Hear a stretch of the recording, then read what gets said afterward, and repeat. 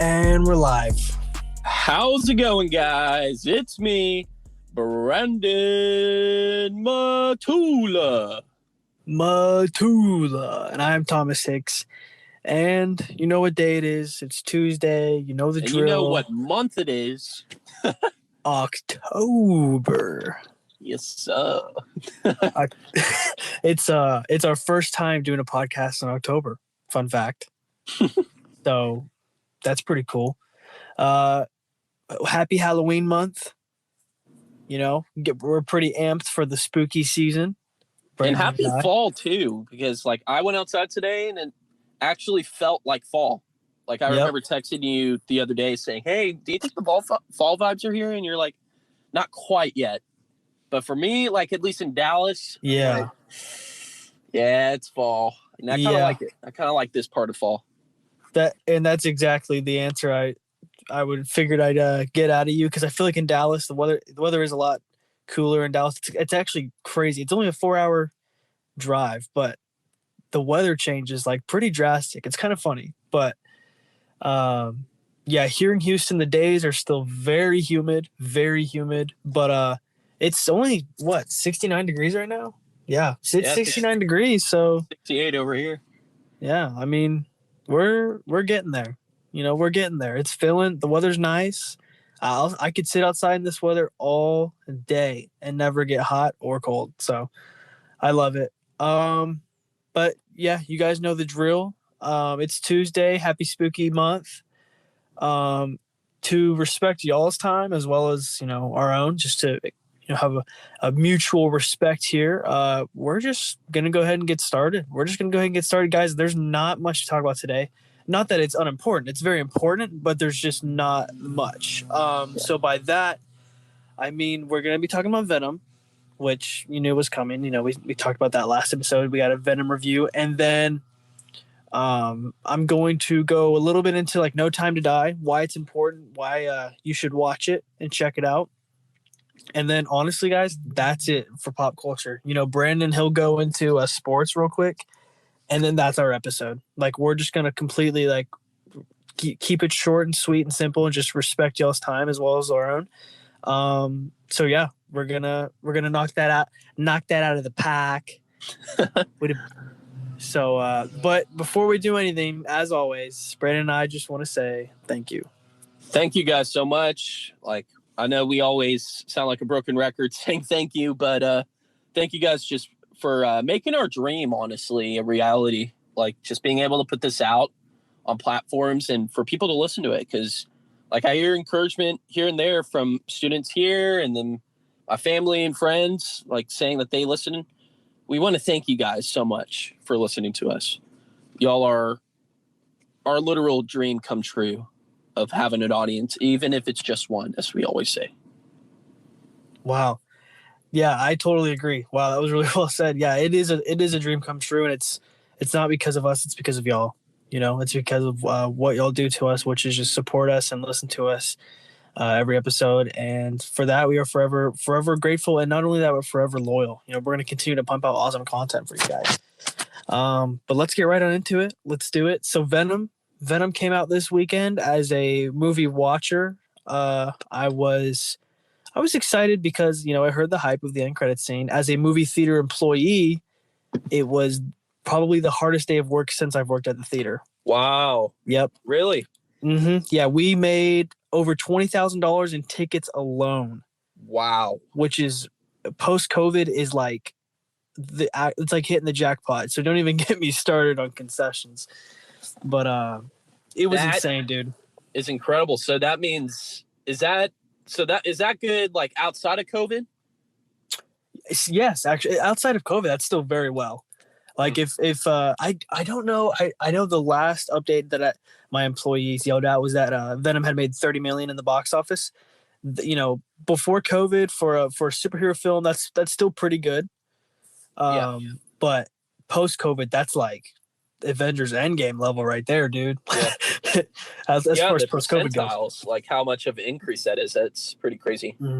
Yeah, it's been wild, but it was a huge day. And then The Addams Family is a kids movie that The Addams Family 2 also came out, and you combine a kids movie with a superhero movie, and like that's a theater employee's nightmare. I mean, we had Shang-Chi and Paw Patrol, and that was like the worst thing ever. Like actually, not a clean nor empty theater. You know, everyone we had to do a lot of cleaning, but Now let me ask before we dive more into it. So yes. So opening weekend, did Venom perform better or worse than Shang-Chi?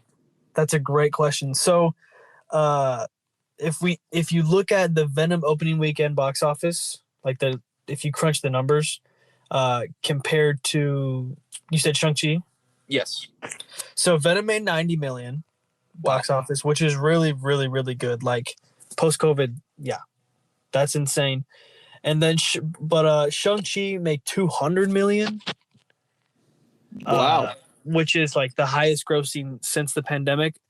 And that kind of makes, I mean, you're 110 million off, which is a lot of money. But like, we're talking about Venom, a villain of Spider-Man's. So it's way more deep into the superhero lore than Shang-Chi, which is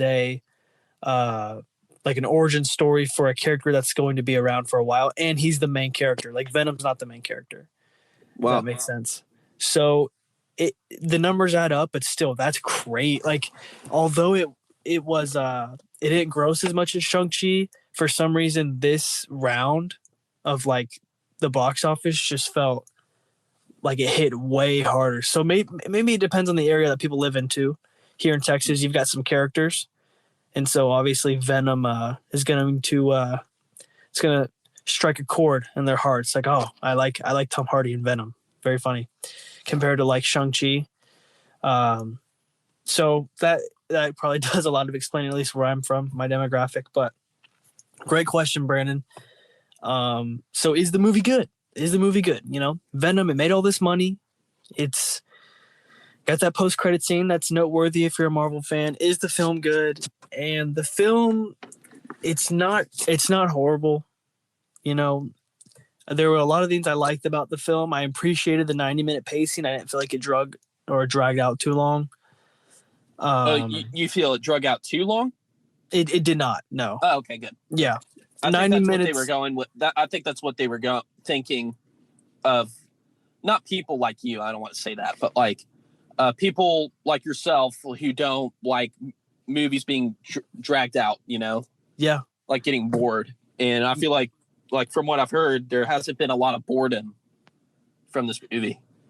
Yeah, it's fun. So funny. Yeah, that's perfect because I do love like long, slow burns like Zodiac and like The Master and Boogie Nights, like a bunch of Paul Thomas Anderson and some David Fincher film. Like, but it's kind of like the artsier slow burns. I'm not a huge fan of like Marvel slow burns that are 2 hours long. So I want my superhero movies to be short and to the point. So you're right. As well as like my newer A24 films. So it's like Zola and like The Green Knight. But that's another talking point. Point is, Venom is 90 minutes, so you got a 30-minute beginning, 30-minute middle, 30-minute end. Pretty cool. Like I like that. I really appreciate that and really respect it. And it was directed by Andy Serkis. So if no one is familiar with Andy Serkis, he is the guy who played Smeagol and Gollum. Mm-hmm. And Lord of the Rings. He's also in the MCU. He plays Claw, I think. Yes, he plays Claw, and he's in Star Wars too. I don't know who he plays, but he is in Star Wars. He plays not Darth Plagueis, but Snoke. He plays Snoke. Yes, and he also is in Rise of the Planet of the Apes. He plays Caesar throughout the trilogy. Right. So Andy Serkis, he's got it going. You know, he's got it going on. Let's just say he's familiar with the film world, right? Because he's in some of the biggest movies of all time. Yeah. Obviously, namely Lord of the Rings, playing like potentially the most well-known character in the franchise. Especially science fiction. Mm-hmm. Perfectly said. So how did he do?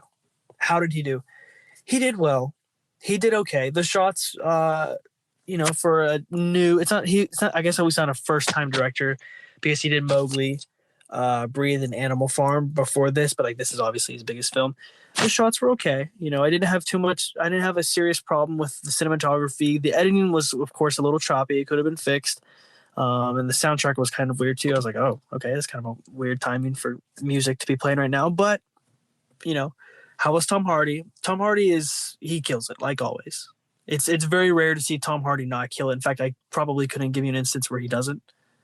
So Tom Hardy was great. I really enjoyed him. I've never been the biggest Woody Harrelson guy, but he didn't completely kill the movie for me. I just find his character kind of cringe for some reason. Like the characters he plays, I just find them like funny. I don't know, but he's also from Texas, so I love him. Woody Harrelson, he was not a huge issue for me. I think the biggest issue was just sitting there wondering why is this film like, why did we make this? What's going on? Did we need a Venom 2? I mean, Andy Serkis, I respect you for stepping up to the plate, but did we need you? And the overall answer was no. So I don't think this film, it's not worth, the only reason it's worth your money, right, is because we love Tom Hardy here on the show. We love Andy Serkis. He's a sweet man. He's played I would argue the most iconic character in Lord of the Rings. Yeah. And then he's been in the two other biggest film franchises, which is Marvel and Star Wars. And actually, those are bigger, I would argue, as well, than Lord of the Rings. Like, more people probably know about Marvel and Star Wars or have seen one of their movies since Lord of the Rings. And so that being said, Andy Serkis is a familiar face. He's like an uncle or a brother, and you want to support him. So if you want to go out and support him and give him your money, I don't think that's a crazy idea at all. Thumbs up to you. Go and do it. As far as film goes, it's a skippable movie. Okay, so for my personal preference, I would say skip this movie. Now, the end credit scene. Ooh. I was debating, do we want to talk about it? Do we not want to talk about it? I think it's best if we don't, just because we don't want to spoil anything. People can always skip, though, if we warn them. That is so. Here's my proposition to that, Brandon. Let's talk about it Thursday. Bet. Okay. Let's give people more time. Yeah. So today you're listening to this on a Tuesday. We're going to so you have all of Tuesday, you have all of Wednesday, and all of Thursday. Well, all of Tuesday and all of Wednesday. And depending on when you listen to Thursday's episode, you have all of Thursday. Let's say you listen to it Friday. Let's say you listen to it Saturday. You have all of Friday too. Basically, if you don't want it to be spoiled, we're going to talk about it Thursday, so you can either skip through it or you can see it ahead of time and then play it. And obviously, we encourage you to listen along with us. But if you have to skip it, hey, you got to do what you got to do. Mm-hmm. But yeah, we're going to talk about the end credit scene because it is important as far as the MCU goes. Yes. So awesome stuff there. But yeah, that's it, guys. Venom. It's a skippable movie. I enjoyed the film. I enjoyed what Andy Serkis does because I love Andy Serkis, but had it been any other director, I would have probably been bashing this film harder. Mm-hmm. Well, this is one thing that I'd like to not argue, because I haven't seen the film yet, and you're saying it's skippable, which I understand. I kind of see Sony, so this is not a spoiler at all. It's obvious what Sony's doing here. So if we turn back the clock just a little bit, Sony was thinking about taking the rights of Spider-Man away from the MCU. Right. And people forget, because a lot of people are like, oh, that's so dumb. He needs to be in the MCU, Yeah. But why did they try to do that? And I'll tell you why. It's because they're wanting to make their own cinematic universe with Sony Marvel. That's what they were wanting to do. And then Marvel was like, okay, let's just work around this. You could do your own projects, but let's collaborate on certain ones. And they were like, okay, let's do it. Shook hands. It was done. Yeah. But this is what Sony's trying to do. Sony is trying to set up their own cinematic universe because they want to make money. And like y'all have probably been seeing in the rumors, it's really not even a spoiler anymore. Spider-Man Far Away From Home, or No Way Home, Spider-Man No Way Home is going to be just as big, if not bigger, than Avengers Endgame. Because it's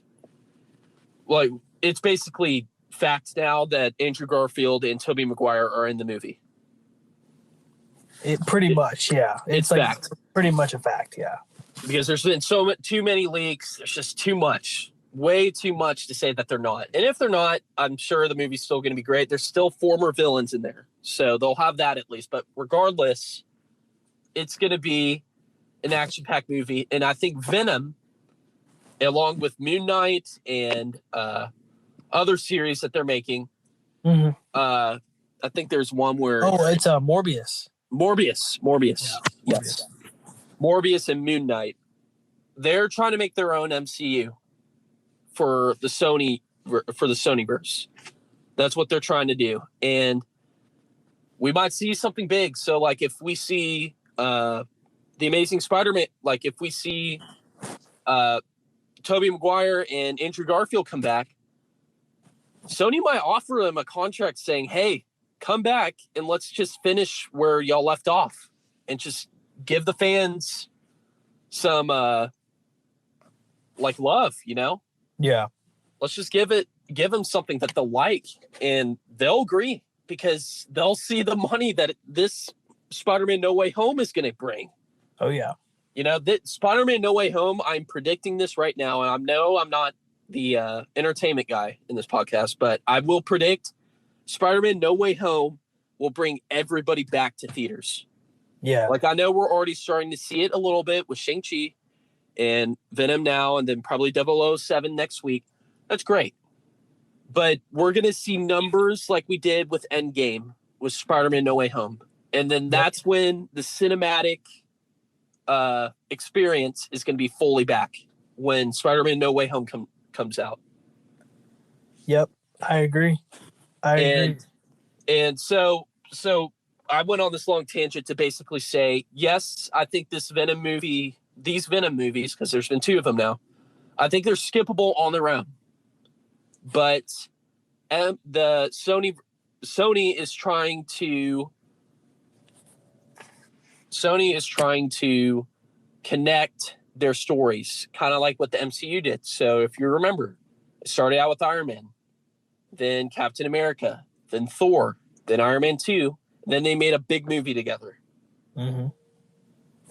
So maybe they're just getting all these movies up, and then they're going to do Spider-Man versus Venom, kind of like what Marvel did with what do you call it? What's it called?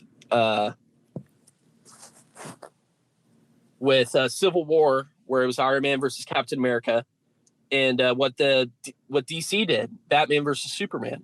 You know, they might try to do something like that because that is like that is inevitable. That happens in the comics so many times.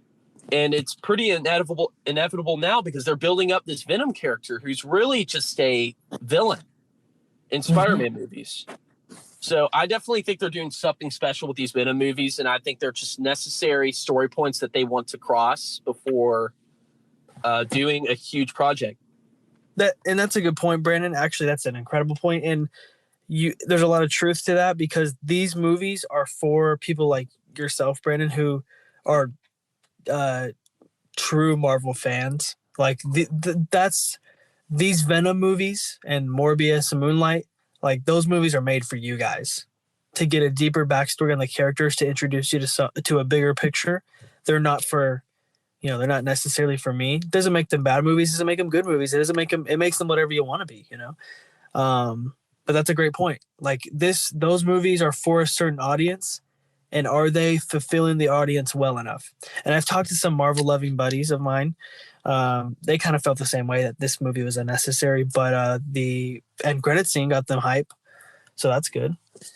But yeah, so Venom, skip it. If you want to see it for Andy Serkis because we love him. See it for Tom Hardy because we love him. So yeah.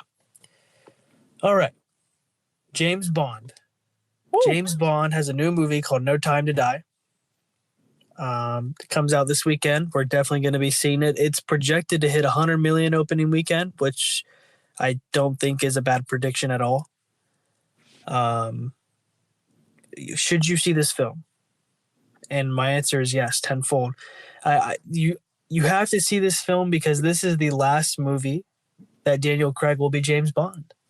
Wow. And I don't know. I think there's rumors of Idris Elba being James Bond, but he's kind of old now. Like, not old, but Daniel Craig was a good age when he started playing Bond, and I think Idris Elba would just be a little too old to start the role all over again. Yeah. I love Idris Elba. I think they're gonna. I think respectively, I think they're gonna wait a little bit before they start making a new Bond series. Yes, absolutely. I would love to see Idris Elba, but I think they're gonna go with someone younger. I bet you they'd go with maybe Tom Hardy that we just talked about. You know, he's a British actor. He's fairly young right now. You know, fairly young. I could see him as a Bond. He would be great as a James Bond. Personally, my favorite actor of all time, I'd love to see Robert Pattinson, but Robert Pattinson is the reason I think he's the greatest is because he doesn't take those franchise roles. Obviously, he started with Twilight before you start typing in the comments, and I know that. But after Twilight, what has he done that's been a franchise? It's nothing. Plus, he's already got his hands tied with the Batman coming up. So, yeah. And there's plenty of spin-offs that are coming with that Batman. So yeah, they've already confirmed the Riddler's getting his own show on HBO Max. I know, Paul Dano. So, the first James Bond film came out in 1962 called Dr. No. Then you have other notable films. The most notable ones that people my age and our age would potentially know would be License to Kill, which was 1989, which is kind of known as one of those older Bond films, and then GoldenEye, which is 1995. Those two films are kind of the older ones, and they're pretty darn big. Mm-hmm. But before Daniel Craig came onto the scene, we had Die Another Day, which came out in 2002. And then we had kind of a resurge. Daniel Craig's the new Bond, and they completely switched up the Bond films as far as like advertising goes, and as far as aesthetic. They're a lot darker, but they have the same detective fun thrill. So you got Daniel Craig, a new James Bond in 2006 with Casino Royale. Fun film. I've seen it. Had a good time. I don't think it's as good as everyone says it is. I'm not a huge James Bond fan, but I understand the importance of James Bond films. I had a fun time with Casino Royale. Then you got 2 years later, Quantum of Solace, and then 4 years later you've got Skyfall, which is an incredible film. What?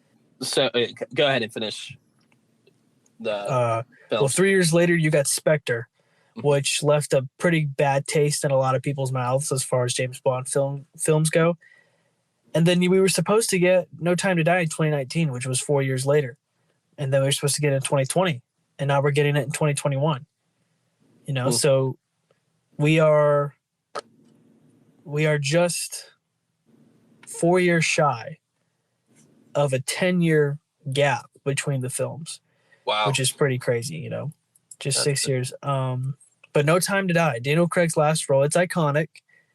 I think you should go see it. I think and the praise it's getting is pretty good. It's a pretty good film. It's flawed. Every Bond film is flawed. But No Time to Die is an epic send-off to Daniel Craig. So I'm just kind of going through it, I think we should all see it together as a podcast family. So we can all talk about it, and we want you guys to see it. So that's kind of like my hype up for James Bond coming up, and that's all I have to say today. Brandon, what were you going to say? Oh, I wanted to ask just to reflect. Have you seen most of the Bond films? I've seen a few of them. Gotcha. Not too much. Out of the ones that you've seen, which ones are your favorites? Definitely Casino Royale because I love gambling. Okay. So it kind of it hits different. But not Spectre. Sorry, Skyfall. Dude, Skyfall is a glorious film. Really? Okay. So I don't know, dude. That's a great question. What about you? Do you have a favorite? I honestly, what you were saying about Spectre, it kind of tussled my strings a little bit. I was well, I really do like Spectre. Shoot. I like the Secret Society. I think there's just more deeper meaning to it than people see it as. Mhm. Like there's just a lot of euphemisms in it. Like Yeah. because there's, like we all know that there's conspiracies out there, that there's secret societies out there like controlling things like the mafia, Yeah. Well, that's what that movie dealt with. Like it was dealing with the Spectre mafia. Okay. And I thought, okay, I did think the Bond girl this time around was a little trendy, not trendy, cringy. She just wasn't, Fair enough. she wasn't the best, but I liked her. I liked her story. I liked how she was connected with all of it. If y'all haven't seen it, but I also liked,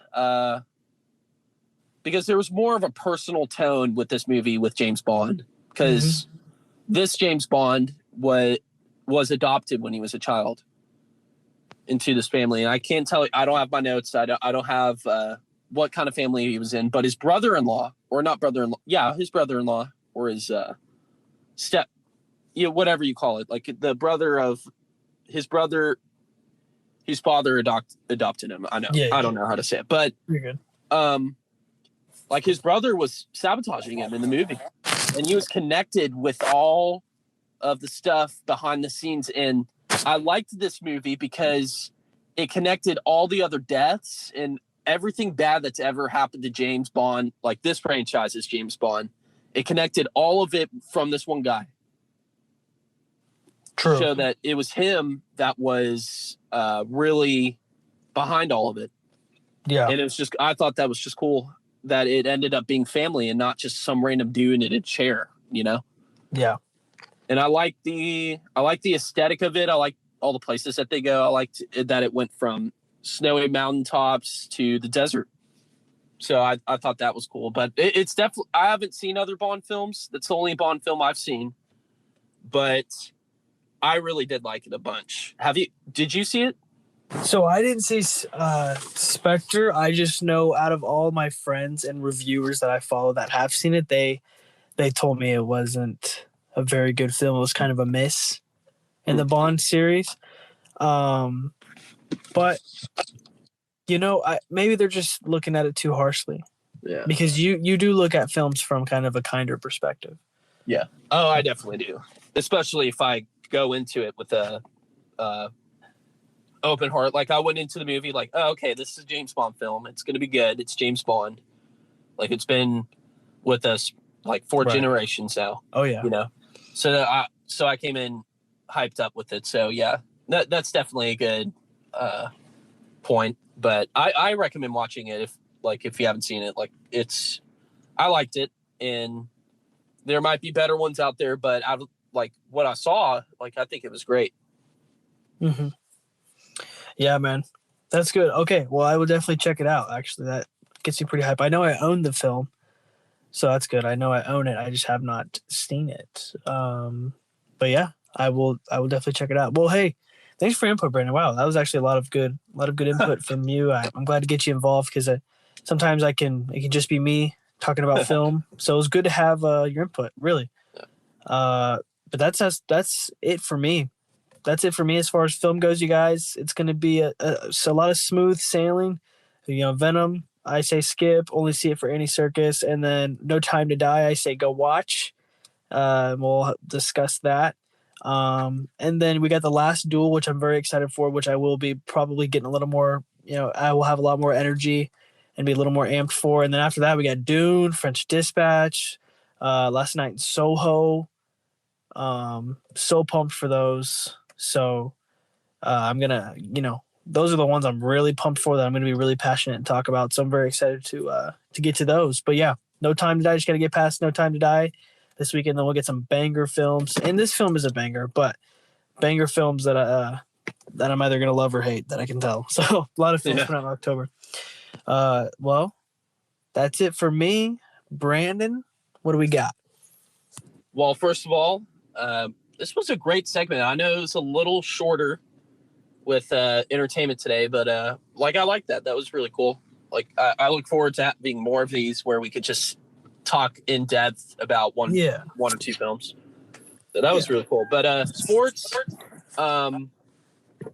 it was a big weekend as we told y'all, but I hate to be the bearer of bad news, but it did not live up to the hype as much as we thought it would. Bro.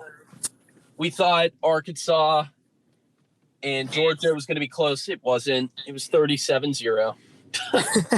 For And real, we then- were like, Arkansas might pull this out, but Yeah, and then Ole Miss got spanked by Alabama. But there was one game that was really close. Towards the end, it was Notre Dame and Cincinnati. And I just wanted to talk about, and I've been rambling about it on my other podcasts with Relevant, and is about Cincinnati. Cincinnati just pulled something huge. They are, I know this for a fact because I'm a Houston fan, and I know the history of the college football playoff because I've been a big fan of college football throughout this time when there's been a playoff. Cincinnati just became the highest ranked team in the group of five ever. Like the highest ranked team in the group of five ever. So in 2016, Houston got all the way to number 6 in the polls. And then they would lose to Navy and then yada, yada, yada. Y'all probably hear it from me all the time if you know me well about U of H football. But that's the highest they got was number 6. Cincinnati just got to number 5. And what's so huge about it now is that number 3 and number 4, Iowa and Penn State, play each other this weekend. So if Cincinnati wins, as far as the Associated Press rankings go, they're in the top 4. And that is just crazy to think. I know you hear Cincinnati, it's a pretty big city, Yeah. But they've gone along with Houston and other schools. They got screwed over by the Big 12, the Power 5 conferences. And for Cincinnati to be able to do this, it's going to be something to watch. And I'm definitely going to be rooting for them. They are in Houston's conference. And if Houston ends up going to the conference championship, we will play them. But I will be from here on out because I think we can all agree that the NCAA is a little flawed in their ways. They're a little corrupt sometimes with how they do things. They just looked over the fact that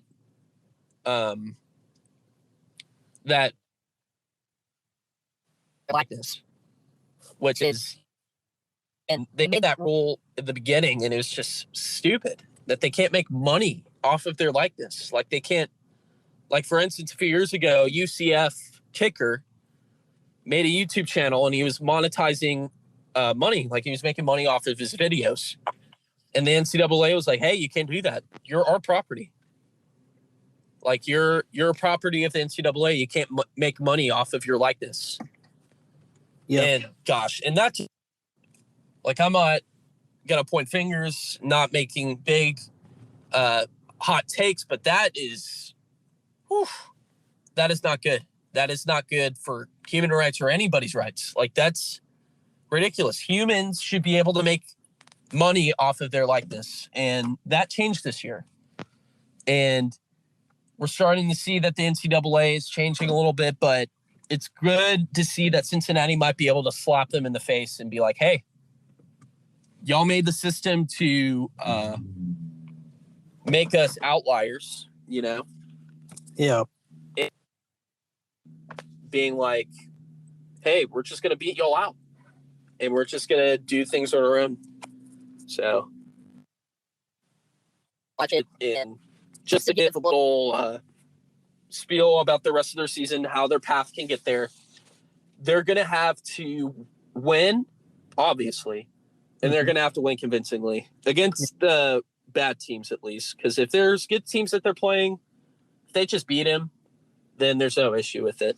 So Temple, for instance, they're 3-2. You got to beat them pretty bad. And then UCF is 2-2. You got to beat them out the water. Navy, they're bad too. You got to beat them out of water. And when I say out of the water, 15 plus points. Yeah. And then Cincinnati, Tulane, you got to beat Tulane out. Tulsa, South Florida, you got to beat them out of the water. And then matchup alert, SMU, who's currently ranked 24 right now. Team up here in Dallas. if Cincinnati could just win that convincingly, and then most likely they championship. If they beat them twice, then it's all theirs.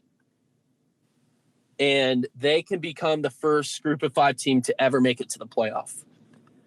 And honestly, they might become the only ever because they're going to the Big 12 in a few years. So that, but hearing about this, what are your...